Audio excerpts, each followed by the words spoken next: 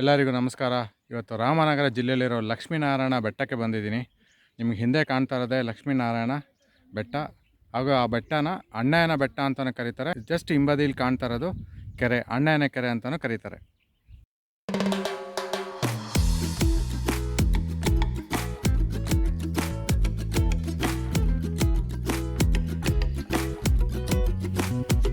ಅಣ್ಣಯ್ಯನ ಕೆರೆಯಲ್ಲಿ ನೀರು ಚೆನ್ನಾಗಿದೆ. ಇಲ್ಲಿ ನೋಡ್ತಾ ಇರ್ಬೋದು.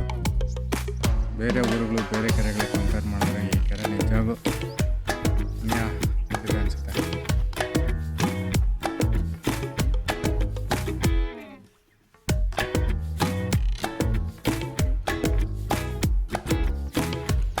ಆ ಬೆಟ್ಟದ ಹತ್ರ ಒಂದು ಕೆಂಪಗೆ ಒಂದು ಚಿಕ್ಕದಾದ ಒಂದು ದಾರಿ ಕಾಣ್ತಾ ಇದೆ. ಸೊ ಆ ದಾರಿಲಿ ಇವಾಗ ನಾನು ಬೈಕ್ ಎತ್ಕೊಂಡು ಹೋಗ್ತೀನಿ. ಅದ್ರ ಮೇಲ್ಗಡೆ ಒಂದು ಆಂಜನೇಯನ ಗುಡಿ ಕೂಡ ಇದೆ. ಸೊ ಅಲ್ಲಿಂದ ನಾವು ಪುನಃ ಆ ಮೇಲ್ಗಡೆ ಇರೋ ಬೆಟ್ಟಕ್ಕೆ ಸ್ವಲ್ಪ ಹಿಂಬದಿ ಆದಂಗೆ ನಡ್ಕೊಂಡು ಹೋಗಿ ಅಲ್ಲಿ ಮೆಟ್ಲುಗಳು ಸ್ಟಾರ್ಟ್ ಆಗುತ್ತೆ.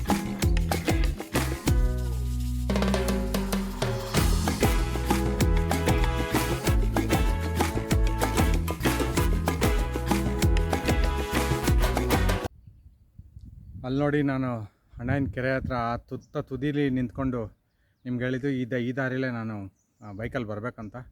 It something like of road biking. ತುಂಬ ಎಕ್ಸೈಟ್ ಆಗಿತ್ತು ನನಗೆ. ಬಟ್ ಇಲ್ಲಿ ಬಂದಾಗ ಇಲ್ಲಿ ರೋಡ್ ಅಷ್ಟು ಚೆನ್ನಾಗಿಲ್ಲ. ಮೋಸ್ಟ್ಲಿ ಮಳೆ ಬಿದ್ದು ಎಲ್ಲ ಹಾಳಾಗಿದೆ. ಬಟ್ ಒಳ್ಳೆ ಎಕ್ಸ್ಪೀರಿಯೆನ್ಸ್ ಸಿಕ್ತು.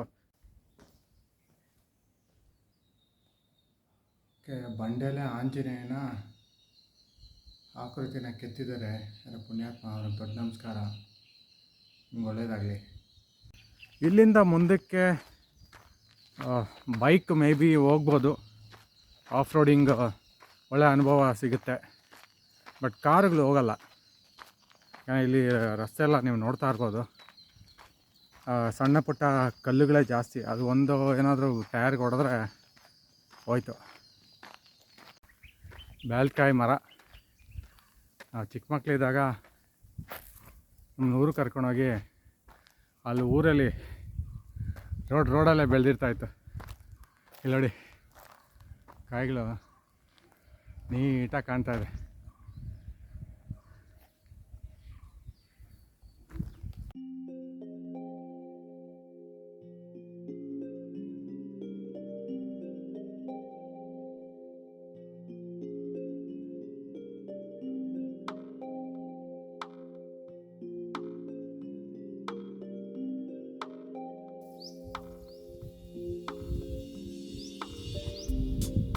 ಇಲ್ಲಿ ಭಾರಿ ಗಾತ್ರದ ಬೆಟ್ಟನೇ ಕಡ್ದಿದ್ದಾರೆ ರೋಡ್ ಮಾಡೋಕ್ಕೆ. ಇಲ್ಲಿ ಗಮನಿಸ್ಬೋದು ನೋಡಿ, ಅಲ್ಲಿ ಮೋಸ್ಟ್ಲಿ ಒಂದು 20 ಅಡಿಯಷ್ಟು ಮಣ್ಣನ್ನು ಅಗ್ದಿದ್ದಾರೆ. ರೋಡ್ ಆದರೆ ಬ್ಯೂಟಿಫುಲ್ ಆಗಿ ಕಾಣುತ್ತೆ. ಲಕ್ಷ್ಮೀನಾರಾಯಣ ಸ್ವಾಮಿ ಬೆಟ್ಟಕ್ಕೆ ಬರಬೇಕಾದ್ರೆ ರಾಮನಗರಕ್ಕೆ ಬನ್ನಿ. ರಾಮನಗರದಿಂದ ಮಾಗಡಿ ರಸ್ತೆಯಲ್ಲಿ ಜಾಲಮಂಗಲ ಅಂತ ಹಳ್ಳಿ ಸಿಗತ್ತೆ. ಜಾಲಮಂಗಲ ಹಳ್ಳಿಯಲ್ಲಿ ಅಕ್ಕೂರು ಕಡೆ ಒಂದು ಲೆಫ್ಟ್ ಡೈವರ್ಷನ್ ಇರುತ್ತೆ.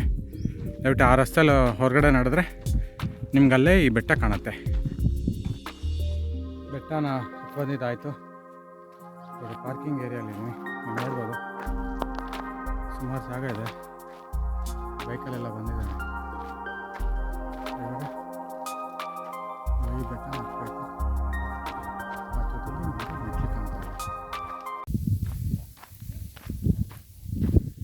ಜೋರ ಗಾಳಿ ಬೀಸ್ತಾ ಇದೆ. ಮೋಸ್ಟ್ಲಿ ನಾನು ಮಾತಾಡೋದು ಕೇಳಲ್ಲ ಗೊತ್ತಿಲ್ಲ. ಇಲ್ಲೊಂದು ಪಾದಿಕೆ ಮಾಡಿದ್ದಾರೆ ಮೋಸ್ಟ್ಲಿ. ಸೊ ಮೆಟ್ಲುಗಳು ಮಾಡೋದಕ್ಕೆ ಏನು ವಿಘ್ನ ಬರದೇ ಇರಲಿ ಅಂತ ಪೂಜೆ ಮಾಡಿರೋ ಜಾಗ ಅನಿಸುತ್ತೆ. ಒಳ್ಳೆಯದಾಗಲಿ. ತುಂಬ ಚೆನ್ನಾಗಿದೆ ಮೆಟ್ಲು. ಪ್ಲಸ್ ಬ್ಯಾರಿಕೇಡ್ಸ್ ಕೂಡ ಹಾಕಿದ್ದಾರೆ. ಮಳೆಗಾಲದಲ್ಲಿ ಬಂದರೆ ಜಾರೋದು ಖಂಡಿತ. ಸೊ ಇವಾಗ ಬಿಸಿಲು, ಓಕೆ, ಆರಾಮಾಗಿ ಹತ್ಬೋದು.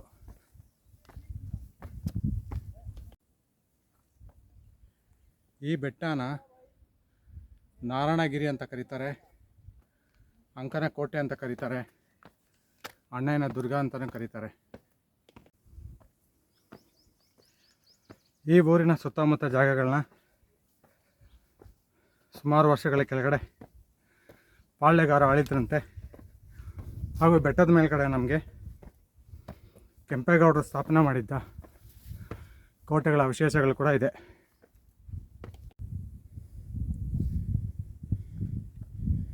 ಇಲ್ಲೇನೋ ಈ ಕಡೆ ಬ್ಯಾರಿಕೇಡ್ ಹಾಕಿದ್ದಾರೆ, ನೋಡ್ಕೊಂಬರೋಣ ಏನಿದೆ ಅಂತ.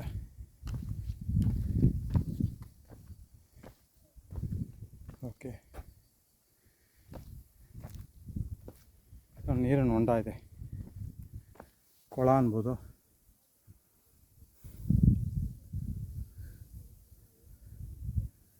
ಮಳೆ ನೀರೆಲ್ಲ ಬಂದು ಇಲ್ಲಿ ನಿಂತ್ಕೊಳುತ್ತೆ.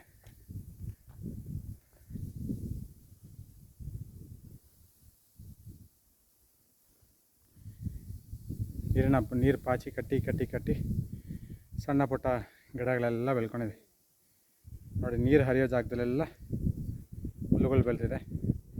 ಅದಕ್ಕೆ ಇವಾಗ ಬಿಸಿಲಾಗಿರೋದ್ರಿಂದ ಎಲ್ಲ ಒಣಗ್ತಾ ಬರ್ತಾಯಿದೆ. ಯಾವ ಒಂದು ವ್ಯಕ್ತಿಯ ಬುದ್ಧಿವಂತಿಕೆ ನನಗೆ ಗೊತ್ತಿಲ್ಲ. ಬೆಟ್ಟನೇ ಕೊರೆದು ಬಂಡೆನೇ ಕಡಿದು ಲಕ್ಷ್ಮೀನಾರಾಯಣ ಸ್ವಾಮಿ ದರ್ಶನ ಪಡೆಯೋಕ್ಕೆ ದಾರಿ ಮಾಡಿಕೊಟ್ಟಿದ್ದಾರೆ.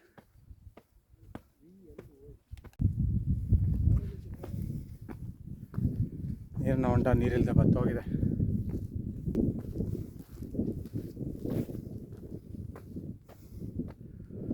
ಅಲ್ಲಿದೆ ನೋಡಿ ಶ್ರೀ ಲಕ್ಷ್ಮೀನಾರಾಯಣ ಸ್ವಾಮಿ ದೇವಸ್ಥಾನ.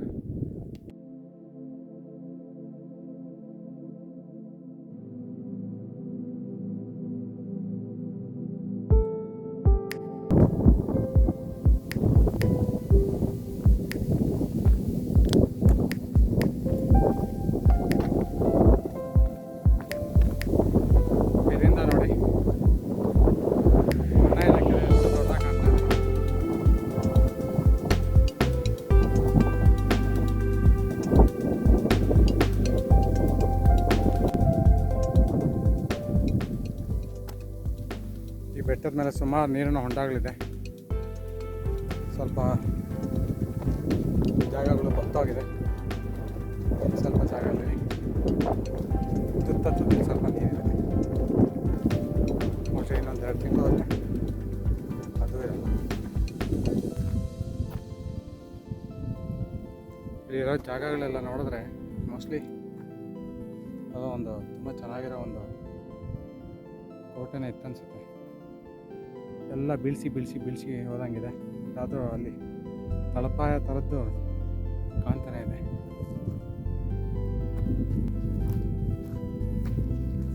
ತುಂಬ ಪುರಾತನವಾದ ದೇವಸ್ಥಾನ ಅಂತ ಹೇಳ್ತಾರೆ. ಬ್ಯೂಟಿಫುಲ್.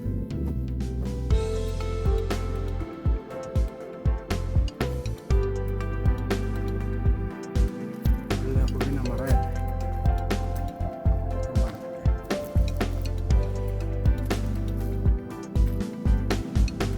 ಬೆಟ್ಟದ ಶ್ರೀ ಲಕ್ಷ್ಮೀನಾರಾಯಣ ಸ್ವಾಮಿ ದೇವಸ್ಥಾನ, ನಾರಾಯಣಗಿರಿ ಬೆಟ್ಟ ಅಂತಲೇ ಕರೀತಾರೆ ಜಾಲಮಂಗಲ. ಈ ದೇವಸ್ಥಾನ ಪ್ರತಿ ಶನಿವಾರ ಮಾತ್ರ ಓಪನ್ ಆಗಿರುತ್ತೆ. ಶನಿವಾರ ಮಾತ್ರ ಓಪನ್ ಆಗಿರುತ್ತೆ ದೇವಸ್ಥಾನ. ಸರಿ, ನಾನು ಬಂದಿದ್ದು ಲೇಟ್ ಆಯ್ತು ಅನಿಸುತ್ತೆ. ದೇವಸ್ಥಾನ ಮುಚ್ಚಿದೆ. ಮೋಸ್ಟ್ಲಿ ಕ್ಯಾಮ್ರಾ ಕಣ್ಣಿಗೆ ದೇವ್ರು ಸೆರೆ ಆಗ್ತಾ ಇದ್ದಾರೆ ಇಲ್ವೋ ಗೊತ್ತಿಲ್ಲ. ಪ್ರಯತ್ನ ಮಾಡ್ತಾ ಇದ್ದೀನಿ. ಜೈ ಶ್ರೀರಾಮ್. ಪುನಃ ಈ ಬೆಟ್ಟದ ಮೇಲೂ ಸಹ ನೀರಿನ ಬಾಟ್ಲು, ಬಿಯರ್ ಬಾಟ್ಲು ರಾಶಿ ಜೋರಾಗೆ ಬಿದ್ದಿದೆ. ಹೀಗೆಲ್ಲ ಮಾಡಬೇಡಣ್ಣ.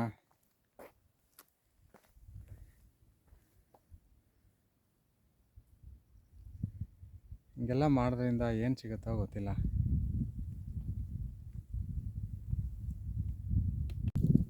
ಪ್ರಕೃತಿನ ಹಾಳು ಮಾಡೋದು ಬೇಡ. ಪ್ರಕೃತಿನ ಹಾಳು ಮಾಡಿಕೊಂಡ್ರೆ ನಮ್ಮನ್ನೇ ನಾವೇ ಹಾಳು ಮಾಡ್ಕೊಂಡಾಗೆ. ನಮ್ಮ ಮುಂದಿನ ಪೀಳಿಗೆಗೆ, ನಮ್ಮ ಮಕ್ಕಳಿಗೆ ಈ ಪ್ರಕೃತಿನ ನಾವೇ ನಮ್ಮ ಕೈಯಾರ ನಾಶ ಮಾಡ್ದಂಗೆ.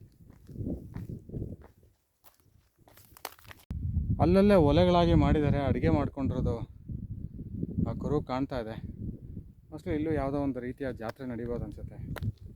10 ಜನ ಬಂದು ದೇವರ ಪ್ರಸಾದ ಸ್ವೀಕರಿಸ್ತಾರೆ.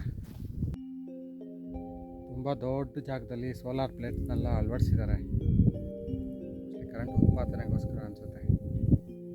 ಅಲ್ಲಿನ ಕರೆಂಟಿನ ಒಂದು ಉತ್ಪಾದನೆ ಘಟಕ ಕಾಣ್ತಾ ಇದೆ, ತುಂಬ ದೊಡ್ಡದಾಗಿ ಮಾಡಿದ್ದಾರೆ. ಬೆಟ್ಟದ ಹಿಂಬದಿ ಆದಂಗೆ ಇಲ್ಲಿನ ಪ್ರಕೃತಿ ನೋಟ ಈ ರೀತಿ ಇದೆ.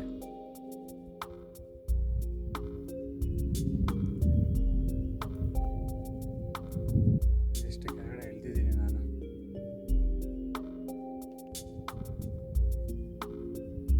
ಬ್ಯೂಟಿಫುಲ್ ಜಾಗ.